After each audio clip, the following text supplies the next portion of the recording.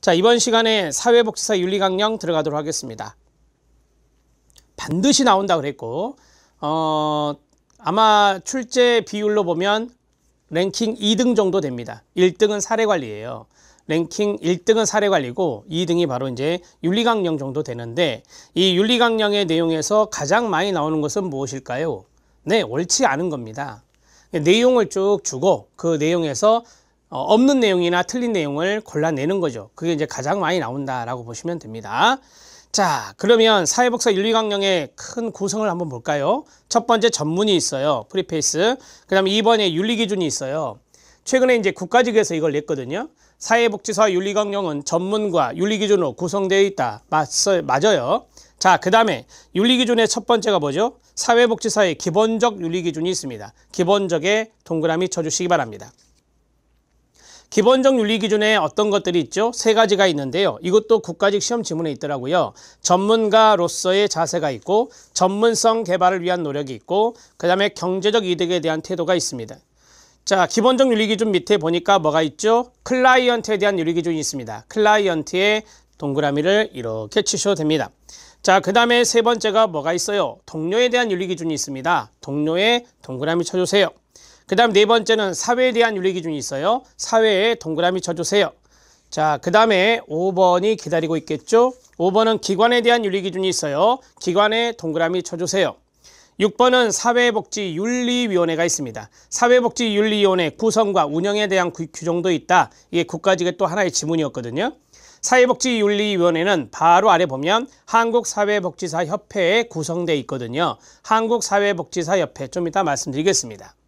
자, 그러면 앞으로 돌아와서 윤리기준 쪽에다 쓰시면 돼요. 윤리기준 쪽에다가, 윤리기준 오른쪽에 이번에 국가직의 문제 답이 이거였습니다. 협회 있었나요? 협회 없었죠. 그 다음에 국가 있었나요? 국가 없었죠. 이런 거예요. 협회, 국가 등에 대한 윤리기준을 제시하고 있다. 그러면 이건 틀린 것이 되죠. 협회 X, 국가 X입니다. 가장 많이 나왔던 게 이겁니다. 이거요. 국가에 대한 윤리기준은 없다. 이거 기억해 주십시오. 자, 이제 내용으로 싹 들어가면 돼요. 그 내용에서 틀리게 나올 만한 것, 많이 나왔던 것, 제가 다 코멘트 해드렸고 밑줄 쳐드렸습니다. 보시죠. 전문입니다. 좀 빠른 속도로 읽겠습니다. 사회복지사는 인본주의, 평등주의 사상에 기초하여 모든 인간의 존엄성과 가치를 존중하고 천부의 자유권과 생존권의 보장 활동에 헌신한다. 자, 거기 평등주의 제가 박스 쳐놨죠. 평등주의 이쪽에다가 평화주의 X. 윤리강령에는 평화주의라는 말이 존재하지 않습니다. 평화주의 X. 오른쪽에도 있긴 있지만 한번 써보시기 바랍니다. 자, 그 다음에 특히 사회적 경제적 약자들의 편에 서서 사회 정의와 평등, 자유와 민주주의 가치를 실현하는 데 앞장선다. 또한 도움을 필요로 하는 사람들의 사회적 지위와 기능을 향상시키기 위해 이 저들은 클라이언트가 되겠죠. 저들과 함께 일하며 사회제도 개선과 관련된 제반활동에 주도적으로 참여한다라고 했어요. 주도적으로 참여한다 가로 묶어주세요. 주도적으로 참여하는 것이 누가 주도적으로 참여하는 겁니까? 사회복지사가 주도적으로 참여하는 겁니다. 즉, 사회복지사는 사회제도 개선과 관련된 제반활동에 주도적으로 참여하는 겁니다. 자, 오른쪽에 써주세요. 클라이언트는 주도적으로 참여한다. 출제위원이 교묘하게 이렇게 낼 수 있어요. 클라이언트는 블라블라블라에 대해서 주도적으로 참여한다. 이렇게 하면 X가 됩니다. 왜 그럴까요? 사회복지사 윤리강령이에요. 사회복지사가 해야 할 윤리적인 지침이에요. 따라서 클라이언트는 주도적으로 참여한다는 말이 아니라는 거죠. 넘어갑니다. 사회복지사는 개인의 주체성과 자기결정권을 보장하는 데 최선을 다하고 어떠한 여건에서도 개인이 부당하게 희생되는 일이 없도록 한다. 여기서 말하는 개인들은 클라이언트가 됩니다. 이러한 사명을 실천하기 위해 전문적 지식과 기술을 개발하고 사회적 가치를 실현하는 전문가로서의 능력과 같이 읽어요. 시작. 품위를 유지하기에 노력한다. 품위 바로 아래에다 써주세요. 권위가 아닙니다. 권위가 아니라 품위입니다. 품위. 자, 오른쪽에 제가 써놨지만 써보세요. 자, 여러분 품위 유지의 의무 해보세요. 시작. 품위 유지의 의무. 사회복지사는 그런 게 있거든요. 그래서 그 다음에 유지가 나오구나. 품위 유지 이렇게 정리하시면 돼요. 이게 뒤에 한 군데 더 있어요. 자, 갑니다. 이에 우리는 클라이언트, 동료, 기관, 지역사회, 전체 사회와 관련된 사회복지 행위와 활동을 판단, 평가함에 인도하는 윤리기준을 다음과 같이 선언하고 이를 준수할 것을 다짐한다. 윤리기준 들어갑니다. 사회복지사 기본적 윤리기준이 있습니다. 전문가로서의 자세 들어갑니다. 사회복지사는 전문가로서의 품위, 동그라미, 그 자리 또 권위 X라고 쓰면 됩니다. 자, 품위, 그 다음에 뭐 나와요? 유지 밑줄. 품위와 자질을 유지하고 자신이 맡고 있는 업무에 대해 책임을 집니다. 사회복지사는 클라이언트의 종교, 인종, 성, 연령, 국적, 결혼 상대, 성취향, 경제적 지위, 정치적 신념, 정신, 신체적 장애, 기타 개인적 선호, 특징, 조건, 지위를 이유로 차별대우해서는 안 되겠죠. 이렇게 해야 합니다. 전문가로서의 자세입니다. 사회복지사는 전문가로서 성실하고 공정하게 업무를 수행하며 이 과정에서 그 다음 읽어주세요. 시작. 어떠한 부당한 압력에도 그 자리 가로 묶어주세요. 자, 오른쪽에 쓰세요. 클라이언트의 요구 외에 어떠한 부당한 압력에도 이렇게 나온 적이 있어요. 시험에. 이거 X입니다. 클라이언트 요구 외에가 들어가면 안 된다는 거예요. 클라이언트 요구 외에가 들어가면 안 된다는 거예요. 자, 됐고요. 사회복지사는 사회정의 실현과 클라이언트 복지 증진에 헌신하며 이를 위한 환경 조성을 국가와 사회에 요구하여야 합니다. 자, 이것이 왜 밑줄이 쳐져 있느냐? 오른쪽에 써주세요. 사회에 대한 윤리기준 아닙니다. 뒤에 보면 사회에 대한 윤리기준이라고 있었죠. 사회에 대한 윤리기준 내용 아니다. 이렇게 써놓으시면 됩니다. 혼동하기 딱 좋습니다. 왜 그럴까요? 사회정의란 단어가 보이시죠? 사회정의, 사회에 대한 윤리기준에 있겠다. 아닙니다. 사회에 대한 윤리기준에 있는 것이 아니라 바로 전문가로서의 자세, 기본적 윤리기준에 있는 것입니다. 이거는 제가 뒤에서 방법을 가르쳐 드릴 거예요. 사회복지사는 전문적 가치와 판단에 따라 업무를 수행함에 있어 기관 내외로부터 부당한 간섭이나 압력을 받지 않습니다. 사회복지사는 자신의 이익을 위해 사회복지 전문직의 가치와 권위, 동그라미, 이 자리에 권위가 나와요. 자, 권위는 뭐가 나오느냐? 오른쪽에 쓰세요. 권위는 훼손이 나와요. 유지가 나오는 게 아니라 훼손이 나와요. 그래서 권위가 앞에 하나 있는데 훼손해서는 안 되는 게 권위구나. 전문가로서의 권위를 말하는 거예요. 자, 됐고요. 사회복지사는 한국사회복지사협회 등 전문가 단체 활동에 적극 참여하여 사회정의 실현과 사회복지사의 권익 옹호를 위해 노력해야 합니다. 여기서 중요한 데는 어딜까요? 사회복지사의 권익 옹호입니다. 사회복지사 권익 옹호에 가로 쳐주시기 바랍니다. 바로 아래에다가 클라이언트의 권익 옹호 X라고 쓰면 됩니다. 클라이언트의 권익 옹호가 아니라 사회복지사의 권익 옹호입니다. 왜 그럴까요? 바로 앞에 보면 뭐가 있죠? 한국사회복지사협회가 있습니다. 한국사회복지사협회가 결정적 힌트가 되는 거예요. 한국사회복지사협회는 사회복지사들의 모임이고 사회복지사의 권익을 옹호하는 기관 단체입니다. 따라서 한국사회복지사협회가 나왔고 거기에 사회복지사들이 전문가 단체 활동에 적극 참여하는 것은 사회복지사의 권익을 위한 거다. 이렇게 정리하시면 됩니다. 클라이언트 권익 옹호 X입니다. 자, 넘어가겠습니다. 두 번째, 전문성 개발을 위한 노력입니다. 전문성 개발을 위한 노력, 제가 오른쪽에 어떤 단어 써놨죠? 연구, 개발, 교육이 있습니다. 여러분들이 지문을 읽었는데 연구란 단어가 들어가 있다. 개발이란 단어가 들어가 있다. 교육이란 단어가 들어가 있다. 그러면 전문성 개발을 위한 노력이라고 의심해 주셔야 합니다. 자, 가겠습니다. 첫 번째, 제가 거기에 다 밑줄을 쳐놨어요. 사회복지사는 클라이언트에게 최상의 서비스를 제공하기 위해 지식과 기술을 개발하는데 최선을 다하며 이를 활용하고 전파할 책임이 있습니다. 클라이언트를 대상으로 연구하는 사회복지사는 저들의 권리를 보장하기 위해 자발적이고 고지된 동의를 얻어야 합니다. 연구 과정에서 얻은 정보는 비밀보장의 원칙에서 다루어져야 하고 이 과정에서 클라이언트는 신체적, 정신적 불편이나 위험, 위해 등으로부터 보호되어야 합니다.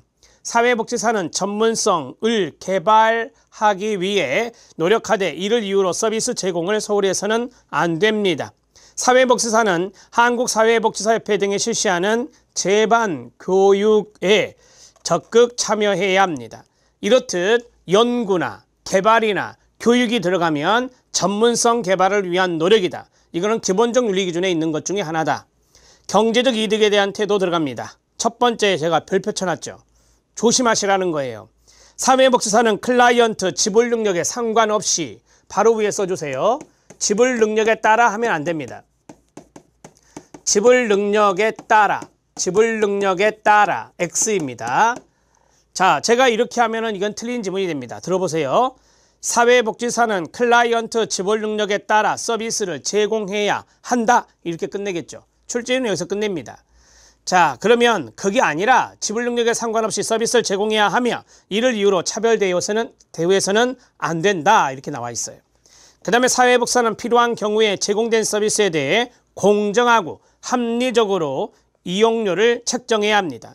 사회복지사는 업무와 관련하여 정당하지 않은 방법으로 경제적 이득을 취해서는 안 되겠죠. 첫 번째 정도만 중요합니다. 사회복지사의 클라이언트에 대한 윤리기준 들어갑니다.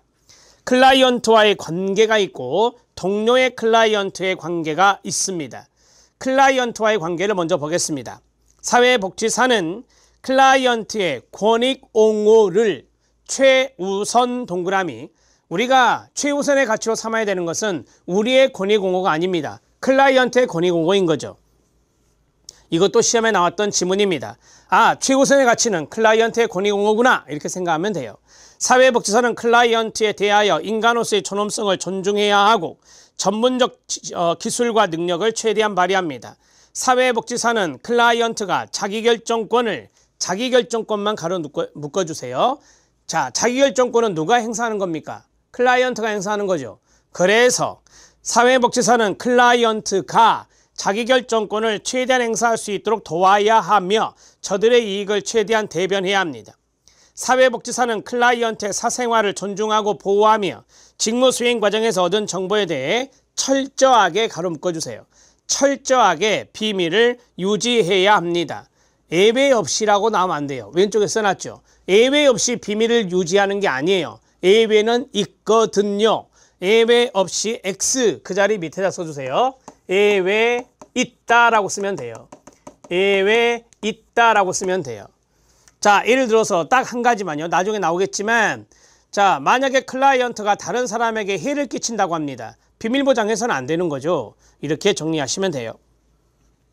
사회복지사는 클라이언트가 받는 서비스의 범위와 내용에 대해 정확하고 충분한 정보를 제공함으로써 알 권리를 인정하고 존중해야 합니다. 사회복지사는 문서, 사진, 컴퓨터 파일 등의 형태로 된 클라이언트 정보에 대해 비밀 보장의 한계, 정보를 얻어야 되는 목적 및 활용에 대해 구체적으로 알려야 하며 정보 공개 시에는 동의를 얻어야 합니다.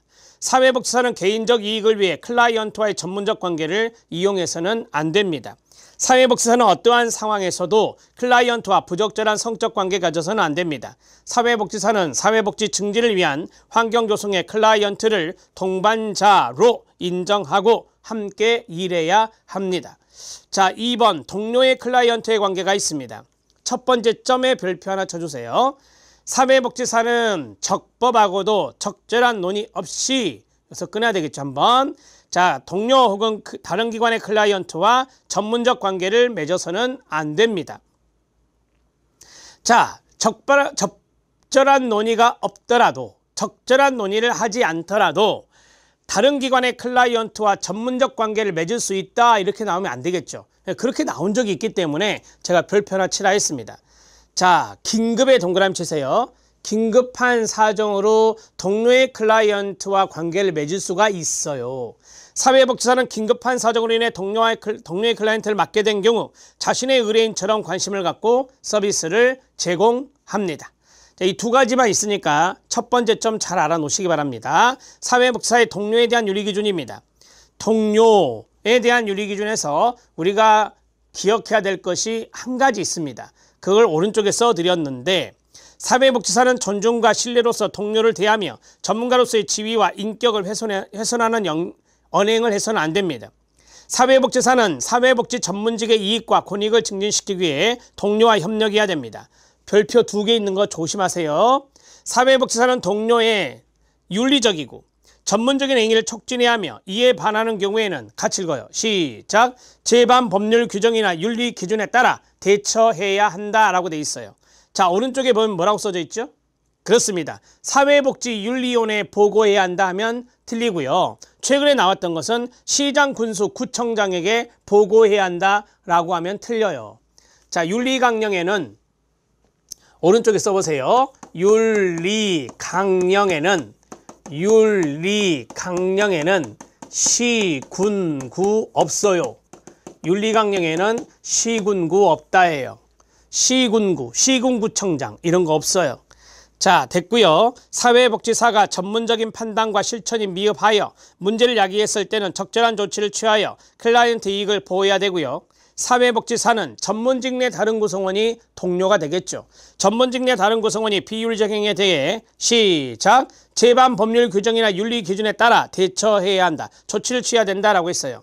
아, 동료가 나오면 동료나 전문직 내 다른 구성원이 동료니까 전문직 내 다른 구성원이 나오면 제반 법률 규정이나 윤리 기준에 따라가 나오구나. 이게 공통점이구나. 이렇게 하시면 돼요. 사회복지사는 동료 및 타 전문직 동료의 직무 가치와 내용을 인정 이해하며 상호 간의 민주적인 직무관계를 이루도록 노력해야 됩니다. 슈퍼바이저가 있습니다. 슈퍼바이저는 우리가 지도감독자라고 말하죠. 보통 상급자인데요. 자, 슈퍼바이저는 개인적인 이익의 추구를 위해 자신의 지위를 이용해서는 안 됩니다. 슈퍼바이저는 전문적 기준에 의해 공정하게 책임을 수행하며 사회복지사, 수련생, 실습생의 평가는 저들과 공유해야 합니다. 사회복지사는 슈퍼바이저의 전문적 지도와 조언을 존중해야 하며 사회복지사의 전문적 업무 수행을 도와야 합니다. 슈퍼바이저는 사회복지사, 수련생, 실습생에 대해 인격적, 성적으로 수치심을 주는 행위를 해서는 안 됩니다. 자, 사회복지사의 사회에 대한 윤리기준을 보겠습니다. 자, 사회에 대한 윤리기준 오른쪽에 써주시기 바랍니다. 사회, 당연히 나오겠죠. 사회라는 단어가 나와요. 그 다음에 참여, 그 다음에 사회, 그 다음에 옹호 라는 단어가 나와요. 사회 참여와 사회 옹호, 이런 것들이 제가 지금 밑줄을 쭉 쳐놓은 겁니다. 자, 그러면 우리가 앞에서 봤던 거 있죠. 여기 있잖아요. 사회에 대한 윤리기준 내용 아니다 라고 하는 거, 사회에 대한 윤리기준 내용 아니다 라고 하는 것이 있었어요. 앞 페이지로 가서 사회복지사 기본적 윤리기준에 전문가로서의 자세에서 밑에 별 표시된 거 두 번째 거, 사회복지사는 사회 정의 실현과 클라이언트 복지 증진에 헌신하며 이를 위한 환경 조성을 국가와 사회에 요구해야 한다 그랬어요. 사회 참여나 사회 옹호가 없죠. 그러니까 이건 사회에 대한 윤리기준이 아니다라고 하는 거예요. 자, 헷갈리지 않도록 도와드렸습니다. 사회에 대한 윤리기준 오십시오. 이제 좀 편하게 보시면 돼요. 사회복지사는 인권 존중과 인간평등을 위해 헌신해야 하며 사회적 약자를 옹호하고 대변한 일을 주도해야 합니다. 사회복지사는 필요한 사회 서비스를 개발하기 위한 사회정책의 수립, 발전, 입법, 집행에 적극적으로 참여하고 지원해야 합니다. 사회 참여죠. 사회복지사는 사회 환경을 개선하고 사회정의를 증진시키기 위한 사회정책의 수립, 발전, 입법, 집행을 요구하고 옹호해야 합니다. 사회복지사는 자신이 일하는 지역사회의 문제를 이해하고 사회에 들어갔어요. 그 다음에 그것을 해결하는 일에 적극적으로 참여해야 한다. 자, 결론. 사회 참여가 나오든 사회 옹호가 나오든 그러면 이거는 사회에 대한 윤리기준이다. 이렇게 정리하시면 됩니다. 시험 문제가 사회에 대한 윤리 기준으로 옳게 묶인 것 또는 옳은 것을 고른 것은 박스형의 문제로 나올 수 있거든요. 내용은 다 맞는데 같은 리스트라 할게요. 같은 리스트에 있는 것들을 찾아내는 문제, 그런 문제도 출제될 수 있거든요. 그래서 이런 것들을 아실 필요가 있다는 거죠. 기관에 대한 윤리 기준 들어가도록 하겠습니다. 첫 번째 점과 두 번째 점, 이거 둘 다 중요한데요. 첫 번째 점 보겠습니다. 사회복지사 첫 번째 1번, 사회복지사는 기관의 정책과 사업 목표 달성, 서비스 효율성과 효과성 증진을 노력함으로써 같이 읽어요. 시작. 클라이언트에게 이익이 되도록 해야 된다. 그러면 오른쪽에 한다 오른쪽에 쓰세요. 기관에게 이익. 기관에게 이익이 아니에요. 기관에게 이익이 되도록 하는 게 아니라 클라이언트에게 이익이 되도록 노력하는 거예요. 자, 2번. 사회복지사는 기관의 부당한에 가로 묶어주세요. 부당한 정책이나 요구에 대하여 전문직의 가치와 지식을 근거로 이에 대응하고 같이 읽어요. 시작. 즉시 사회복지윤리위원회에 보고해야 합니다. 사회복지윤리위원회에 보고하는 것은 기관이 나에게 부당하게 했을 때 사회복지윤리위원회에 보고하는 겁니다. 자, 그 자리에 써주세요. 오른쪽에 시군구 보고, 시군구의 보고 X입니다. 윤리강령에는 시군구가 없다라고 말씀드렸죠. 이렇게 정리하시면 됩니다. 사회복지사는 소속기관 활동에 적극 참여함으로써 기관의 성장 발전을 위해 노력해야 됩니다. 6번 들어갑니다. 사회복지윤리위원회 구성과 운영입니다. 한국사회복지사협회에 가로 묶어주세요. 한국사회복지사협회는 사회복지윤리위원회를 구성하여 사회복지윤리 실천의 질적인 양상을 도모해야 합니다. 자, 오른쪽에 써주세요. 한국사회복지협의회라는 것도 있어요. 한국사회복지협의회, 한국사회복지협의회 X입니다. 한국사회복지사협회에 있는 거예요. 자, 그 다음에 두 번째 2번, 사회복지윤리위원회는 윤리강령을 위배하거나 침해하는 행위를 접수받아 공식적인 절차를 통해 대처해 나갑니다. 사회복지사는 한국사회복지사협회의 윤리적 권고와 결정을 사회복지사는 존중해야 합니다. 자, 왼쪽에 11번에 OX가 나와 있네요. 1번부터 7번까지 지문을 쫙 깔았어요. 풀어보시기 바랍니다. 복습입니다. 자, 그리고 사회복지사 선서 들어갑니다. 우리가 지난 시간에 궁극적 가치에 두 가지가 있었는데 생각나십니까? 하나는 인간의 존엄성이고 하나는 사회정의죠. 자, 이 우리 사회복지사 선서에 그게 들어있을까요? 안 들어있을까요? 안 들어가면 안 됩니다. 사회복지라는 자체가 가치지향적이니까 사회복지사 선서에 궁극적 가치가 빠질 리가 없어요. 그 자리에 가로 넣기가 나올 수 있는데요. 혹시나 자, 보겠습니다. 나는 모든 사람들이 인간다운 삶을 누릴 수 있도록, 그 다음에 가로 인간 존엄성, 또 가로 사회정의, 신념을 바탕으로 개인, 가정, 가족, 집단, 조직, 지역사회, 전체 사회와 함께한다. 첫 번째가 중요하죠. 두 번째 들어갑니다. 나는 언제나 소외되고 고통받는 사람들의 편에 서서 저들의 인권과 권익을 지키며 사회의 불의와 부정을 거부하고 개인 이익보다 공공이익을 앞세운다. 나는 사회복지사 윤리강령을 준수함으로써 도덕성과 책임성을 갖춘 사회복지사로 헌신한다. 나는 나의 자유의지에 따라 명예를 걸고 이를 엄숙하게 선서합니다. 이게 바로 사회복지사 선서입니다.